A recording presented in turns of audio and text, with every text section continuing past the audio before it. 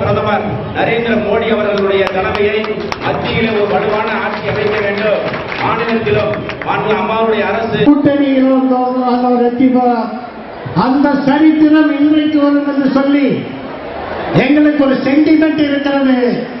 தமிழ் மாநில காங்கிரஸ் எந்த கூட்டணியிலே இருந்தாலும் போக்குவரத்து துறை அமைச்சர் பாசத்துக்குரிய அண்ணன் எம்.ஆர். பாஸ்கர் அவர்களை வணங்கியும்